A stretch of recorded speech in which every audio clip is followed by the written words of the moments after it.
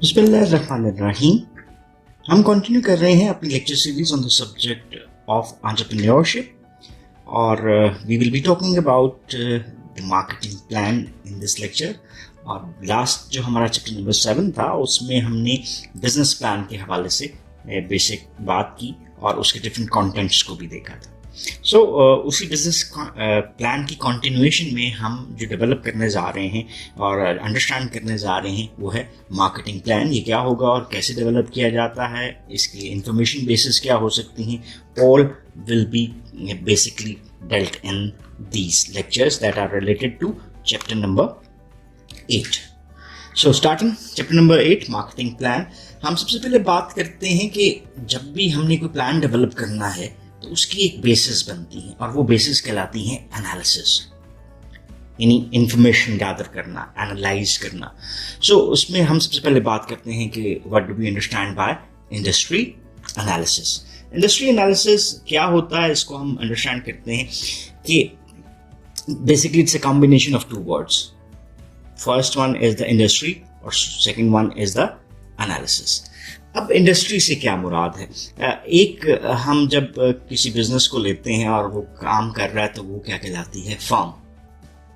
अब ये फर्म जब हमारे पास मिलती हैं तो फिर ये क्या बनाती हैं? एक industry. Like just take example of banking industry, education industry. All the educational institutions whenever they are gathered तो वो क्या बनाते हैं? एजुकेशन इंडस्ट्री बना रहे हैं।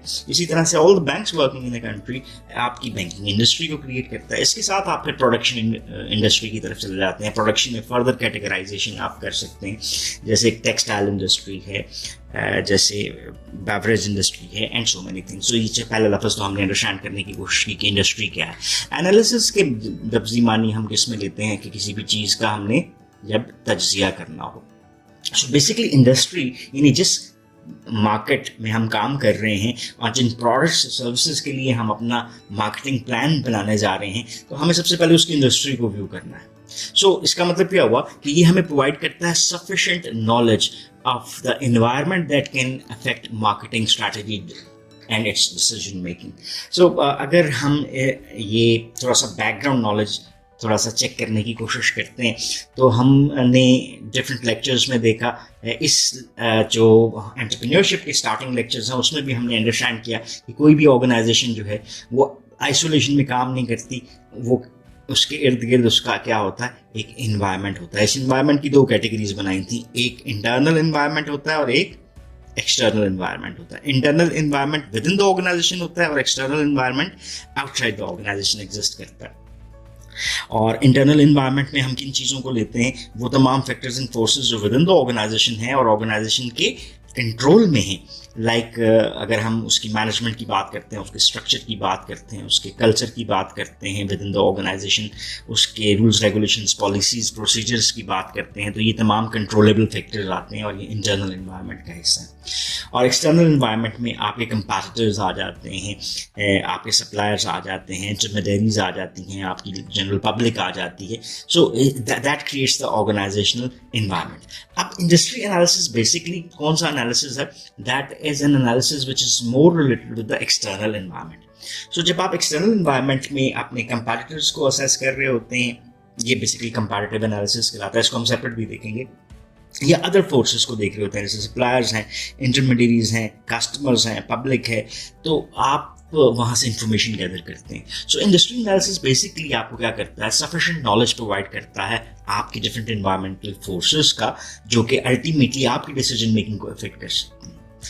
इंफॉर्मेशन जो है वो गैदर कैसे की जाती है? Can be gathered through different sources like secondary sources and market research. Secondary sources से क्या मुराद है और मार्केट रिसर्च से क्या मुराद है, इसको मैं थोड़ा सा आपके लिए अंडरस्टैंडेबल बनाता हूँ। हमने क्या गैदर क्या करना है? बार बार जिक्र कर रहे हैं डेटा। अब डेटा क्या है? Raw forms of facts and figures. अब raw form of facts and figures हमारे पास दो तरह से आ सकती हैं। वो क्या हो सकती हैं? इसको हम कहते हैं एक तो प्राइमरी, तो डेटा किस नेचर का हो गया? Primary data. और एक और डेटा जिसको हमने क्या कह दिया? That is the secondary data. इसमें फर्क क्या होता है? प्राइमरी डेटा इसको हम कहते हैं फर्स्ट हैंड डेटा, ठीक है, फर्स्ट हैंड डाटा मींस ये फर्स्ट टाइम कलेक्ट हो रहा है। कौन करता है? रिसर्चर करता है। जो आप मार्केट रिसर्च करते हैं कंपनी की तरफ से, तो आप अपना कोई ना कोई सोर्स यूज करते हैं, इसको हम नेक्स्ट लेक्चर्स में डिटेल में भी देखेंगे। तो आपका या क्वेश्चनर बनाकर किसी से इंफॉर्मेशन ले लेते हैं, आप इंटरव्यू कर लेते हैं, तो ये बेसिकली आपका फर्स्ट हैंड डाटा हो गया जो मार्केट रिसर्च के थ्रू कंपनी खुद कलेक्ट करती है। और बहुत हद तक रिलायंस किसके ऊपर होती है? सेकेंडरी डाटा, जो कि सेकंड हैंड होता है। सेकंड हैंड से मुराद यानी पहले से कलेक्टेड है और अब आप उसको यूज कर रहे हैं, ये हमारे क्या हो गए? Secondary sources. तो ऑर्गेनाइजेशंस जो हैं उनकी कोई एनुअल रिपोर्ट्स होती हैं, मंथली रिपोर्ट्स होती हैं, उनकी कुछ पब्लिकेशंस होती हैं, स्टैटिस्टिकल ब्यूरो का कोई डाटा आपके नज़दीक नज़र आता है, बैंकिंग इंडस्ट्री डिफरेंट रिपोर्ट्स देती है, अगर लिमिटेड कंपनीज हैं तो उनके लिए अपनी परफॉर्मेंस को पब्लिक करना बहुत ज़रूरी होता है शेयर होल्डर्स के लिए। तो ये तमाम जो रिपोर्ट्स जिसमें गवर्नमेंट का डाटा, सेमी गवर्नमेंटल डाटा या रिपोर्ट्स, डायरीज एक्सेट्रा, ये तमाम चीज़ें हमारे लिए सेकेंडरी सोर्सेज बनती हैं। So information can be gathered through secondary sources और market research. And then the entrepreneur क्या करता है? Entrepreneur can begin to understand the competitors. आप जैसे हमने कहा ना कि सेकेंडरी डाटा कहाँ से आता है? जो ऑलरेडी कलेक्टेड है। अब किसका हमने लिया? एक्सटर्नल जो हमारे पास फैक्टर्स हैं, उसमें कंपैटिटर्स का डाटा आ गया, उसमें कस्टमर्स का डाटा एक्सेट्रा। सो हम एंटरप्रेन्योर के तौर के ऊपर अंडरस्टैंड करते हैं कंपैटिटर्स डाटा को और वहां से आइडेंटिफाई क्या करते हैं इसको हम कि उसकी स्ट्रेंथ्स क्या हैं और उसकी वीकनेसेस क्या है। सो बुनियादी तौर पे ये हमें हेल्प करता है, इनसाइट प्रोवाइड करता है into how to position products and service. Basically आप एक जंग लड़ रहे हैं और ये कंपटीशन है और इसमें आप किसी को भी हिट कहाँ पे करना चाहते हैं जहाँ पे वो वीक होगा। सो कंपैटिटर्स की स्ट्रेंथ्स एंड वीकनेसेस को अंडरस्टैंड करते हुए हम उस गैप को आइडेंटिफाई करते हैं जहाँ पे हम अपनी प्रोडक्ट्स और सर्विसेज को प्लेस करके ज़्यादा बेटर मार्केट शेयर लेकर अपनी ऑर्गेनाइजेशन को बेनिफिट दे सकते हैं। अगर आप पुराने नॉलेज को थोड़ा सा और समझें और उसको याद करें तो we have talked about one analysis that is termed as SWOT analysis, जिसमें हम स्ट्रेंथ्स और वीकनेसेस देखते हैं अपनी कंपनी की, तो ये इंटरनल है। अगर अपॉर्चुनिटीज और थ्रेट्स देखते हैं अपनी कंपनी के मुताबिक तो ये एक्सटर्नल है। सो एक्सटर्नल में हमेशा अपॉर्चुनिटीज और थ्रेट्स होती हैं, इंटरनल में हमेशा स्ट्रेंथ्स एंड वीकनेसेस होती हैं। और जब आप एक्सटर्नली किसी और ऑर्गेनाइजेशन के लिए चीज़ों को देख रहे हो तो आप एक्सटर्नल एनालिसिस में इन्वॉल्व हो कि उनकी स्ट्रेंथ्स क्या है और उनकी वीकनेसेस क्या है। So this is how industry analysis helps us.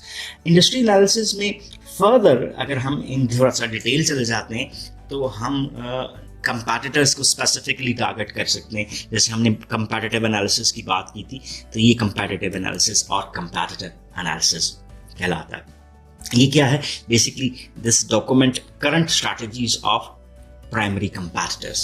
अब स्ट्रैटेजीज क्या होती हैं? ये हैं एक way to achieve goals. This is a way to achieve the goals of the organization. तो अब कंपैटिटर क्या स्ट्रैटेजी रन कर रहा है? ये स्ट्रैटेजीज आपको, अगर मैं थोड़ा सा टेक्निकल बात करूं लेकिन मैं उसको कम रखूंगा, कि आपके पास ये स्ट्रैटेजीज या तो किससे रिलेट करती हैं, ये ग्रोथ की होती हैं, या किसी भी कंपनी के लिए मैच्योरिटी वाली बात होती है तो वहाँ पे ये स्ट्रैटेजी फ़र्क हो जाती है, या फिर ये डिक्लाइन के ऊपर अगर ऑर्गेनाइजेशन है तो उसकी स्ट्रैटेजीज फ़र्क हो सकती हैं। सो ग्रोथ स्ट्रैटेजीज अलग कैटेगरी में चली जाती हैं, कंपैरेटिव स्ट्रैटेजीज अलग स्ट्रैटेजी में चली जाती हैं, और कंपनी अगर बुरे हालात में है तो डिक्लाइन की सूरत में जब वो अपने लाइफ साइकिल में होती है तो वो फिर अपनी कॉस्ट कटिंग की डिफरेंट स्ट्रैटेजीज बनाती है। सो मकसद इसको थोड़ा सा बैकग्राउंड से बताने का यही है कि हम ये देखते हैं कि करंट स्ट्रैटेजीज जो हमारे प्राइमरी कंपैटिटर्स हैं वो किस तरह से कर रहे हैं। इसमें फिर उनकी एचआर स्ट्रैटेजीज भी आ सकती हैं, मार्केटिंग की स्ट्रैटेजीज, क्योंकि हम मार्केटिंग प्लान बना रहे हैं तो बेसिकली हमारी कंसंट्रेशन फिर उस मार्केटिंग स्ट्रैटेजीज पे चली जाती है। इस इंफॉर्मेशन जो हमने वहाँ से गैदर की उसको हम यूटिलाइज कर सकते हैं to formulate the market positioning strategy. जो हमने अपनी प्रोडक्ट की पोजीशन करनी है, as we have talked about earlier, कि हमने मार्केटिंग में 4 P's आते हैं, product, price, place and promotion. तो उस प्रोडक्ट को बनाना, उसको प्राइस करना, उसको प्लेस और देन प्रमोट करना, तो वहाँ पे हम अपनी माइंड सेट क्रिएट करना चाहते हैं किसी भी कस्टमर का अपने प्रोडक्ट्स के बारे में, उसको हम क्या कहते हैं, पोजीशनिंग। तो हमारी पोजीशनिंग स्ट्रेटजी जो है वो क्या होगी? जैसे सबसे सस्ता ब्रांड है, सबसे मोस्ट करेक्टरिस्टिक्स वाला ब्रांड है, मोस्ट महंगा brand, whatever positioning that we want in the minds of the customer. तो ये इन्फॉर्मेशन हमें हेल्प करती है कि हम अपनी पोजिशनिंग स्ट्रैटेजी को डिज़ाइन कर सकें कि हम उसको किस तरह से लेकर चलेंगे। सो यही एनालिसिस जो है वो प्रोवाइड करते हैं एक solid basis for further decision making. तो ये फर्दर डिसीजन मेकिंग जो मार्केटिंग प्लान में बनेगी वो 4 P's के बारे में बनती है। इसको आगे जाके लेक्चर्स में हम डिटेल में भी देखेंगे कि हम अपनी प्रोडक्ट किस तरह से बनाएंगे, प्रोडक्ट किस तरह से बनाएंगे, या इसके साथ ही मैं सर्विस भी लिखता हूँ कि उसमें क्या क्या कैरेक्टरिस्टिक्स हो सकते हैं, उसकी पैकेजिंग क्या होगी, अवेलेबिलिटी, साइजेस एटसेट्रा, ये तमाम इस डिसीजंस में आ जाता है। उसको हम किस तरह से मार्केट में प्राइस करेंगे कि हमारी प्राइस जो है वो कंपैटिटर से हाई हो या लो हो, या सेम कंपैटिटिव प्राइसिंग को हम यूज़ करें। किस तरह से कस्टमर तक हम पहुंचा सकते हैं, लाइक डायरेक्ट मार्केटिंग के थ्रू हम कस्टमर्स तक अपना मैसेज पहुंचाते हुए डायरेक्टली उनको सप्लाईज दे सकते हैं, या हम थ्रू होलसेलर्स और रिटेलर्स यानी नेटवर्क्स को बीच में इंटरमीडिएट्स को यूज़ करते हुए इस प्रोडक्ट को कस्टमर्स तक पहुंचाएंगे। और देन हम अपनी प्रोडक्ट को प्रमोट कैसे कर सकते हैं, लाइक एडवर्टाइजिंग कितनी यूज़ करेंगे, पर्सनल सेलिंग क्या क्या। तो ये तमाम वो डिसीजंस हैं जो कि कोई भी ऑर्गेनाइजेशन ले सकती है। सो ये एनालिसिस हमें प्रोवाइड करता है solid basis for marketing decisions. So इसी कंपैटिटर एनालिसिस को थोड़ा सा फर्दर अंडरस्टैंड करने की कोशिश करते हैं कि हमारे पास ये किस तरह से आता है और इसमें हम क्या इन्फॉर्मेशन ले सकते हैं। लाइक टेबल 8.1 हमारे सामने एक इन्फॉर्मेशन हमें प्रोवाइड करता हुआ नज़र आ रहा है। अब ये देखते हैं कि ये इसमें बेसिकली क्या है, बेसिकली असेसमेंट है किसकी, कंपैटिटर्स मार्केटिंग स्ट्रैटेजीज एंड उनकी स्ट्रेंथ्स एंड वीकनेसेस। अब हमने डिफरेंट फैक्टर्स बना लिए कि उस पहला फैक्टर हमारे पास क्या आ गया कि प्रोडक्ट और सर्विस स्ट्रैटेजीज उसकी क्या है, यानी कोई भी कंपैटिटर इसमें ही साथ लेकर चलते हैं। ये पहला कंपैटिटर ए, ये दूसरा कंपैटिटर जो कंपैटिटर बी कंपनी कहला रहा है, और this is the third competitor which is termed as C. तो कंपैटिटर ए की प्रोडक्ट्स क्या हैं, उनकी सर्विसेज क्या हैं और उनकी स्ट्रैटेजीज क्या हैं। So we will list down those of A, B and C. देखिए ना, अब ये अगर आपको अभी लास्ट वाली बात मेरी याद हो तो हमने पहले पी की बात की थी और वो क्या था, प्रोडक्ट। तो ये प्रोडक्ट से रिलेटेड आ गया, ठीक है। देन हम बात करते हैं second P, that is price. तो ये देखें प्राइसिंग स्ट्रैटेजीज की बात यहाँ पर वो देख रहे हैं। तो हम ये देखते हैं कि कंपैटिटर बी और कंपैटिटर ए और सी क्या क्या प्राइसिंग जो है उसको अडॉप्ट कर रहे हैं अपने लिए। फिर ये देखें third P of marketing, that is place. This is more about how a product will reach to the customer, that is related with the distribution strategies. तो कंपनी की डिस्ट्रीब्यूशन स्ट्रैटेजीज क्या हैं, आपको ये समझ डेफिनेटली प्रीवियस नॉलेज से होगी, क्योंकि एंटरप्रेन्योरशिप इज अ सब्जेक्ट जो कि थोड़ा सा हाई लेवल कहलाता है, जिसमें अदर सब्जेक्ट्स की involvement like management, marketing, human resource management, basic accounting, basic finance, ये तमाम चीज़ें एज एन इनपुट बनती हैं। तो बेसिक मार्केटिंग के उस नॉलेज से आपको पता होगा कि ईच डिस्ट्रीब्यूटर अपना मार्जिन रखता है। तो प्रोडक्ट की प्राइसिंग करते वक्त हमें डिस्ट्रीब्यूशन को बनाना पड़ेगा कि अगर हमने एक इंटरमीडिएरी लिया तो प्राइस कुछ और होगी, अगर उसमें 2 इंटरमीडिएरीज आते हैं तो दोनों को हमने चार्जेस पे करने हैं और वो प्राइस में से लिए जाएंगे, तो वो फ़र्क हो सकते हैं। सो डिस्ट्रीब्यूशन किस तरह से की जा रही है फ्रॉम द कंपैटिटर ए, बी और सी।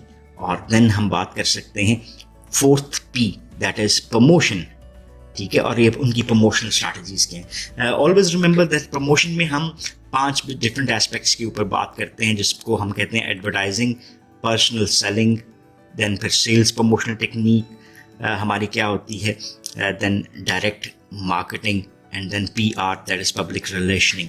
तो इन 5 डिफरेंट फैक्टर्स को कंपैटिटर ए किस तरह से यूज कर रहा है, कंपैटिटर बी कैसे करता है और कंपैटिटर सी कैसे करता है। एंड देन अल्टीमेटली हम जो फाइनल एस्पेक्ट हमें नजर आता है, assessment of the competitors strengths and weakness. कि स्ट्रेंथ्स क्या होती हैं, वो चीज़ें जो कि कोई भी कंपनी ज़्यादा बेहतर कर सकती है देन देयर अदर कंपैटिटर्स, और वीकनेसेस वो होती हैं जहाँ पे वो को इतना अच्छा काम करते हुए नज़र नहीं आते। वो स्ट्रेंथ्स एंड वीकनेसेस क्या हैं कंपेटिटर ए की, जैसे फॉर इंस्टेंस मैं कोई एग्जांपल क्रिएट करता हूँ कि कंपनी की जो प्रमोशनल स्ट्रैटेजी है वो एक स्ट्रेंथ है, या फिर मैं कहता हूँ कि कंपनी की जो प्राइसिंग है वो उसकी एक स्ट्रेंथ है, because they are charging a very low price, तो उसको compete करना मुश्किल, ये उसकी स्ट्रेंथ आ गई। इसी तरह से हम उसकी कुछ वीकनेसेस के बारे में भी, जैसे हम कहते हैं जी उनका डिस्ट्रीब्यूशन चैनल जो सा है वो ठीक नहीं है, कस्टमर केयर डिपार्टमेंट इतना अच्छा काम नहीं करता, तो ये उसकी वीकनेसेस होगी। सो इसी तरह से कंपेटिटर ए, कंपेटिटर बी और देन कंपेटिटर सी, उन सब को हम असेस करने की बात कर सकते हैं। तो ये हमारे पास क्या होगा, कंपैटिटिव एनालिसिस।